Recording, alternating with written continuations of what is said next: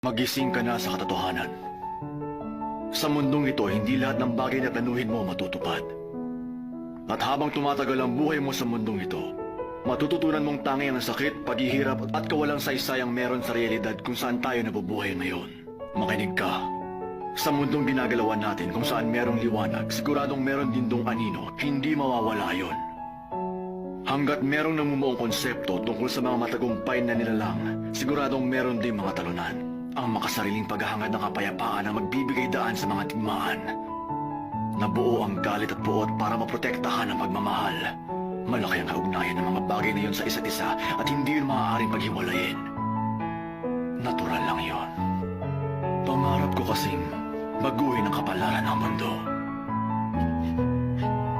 Mundong puno ng mga matagumpay na tao. Mundong pinaghaharian ng kapayapaan.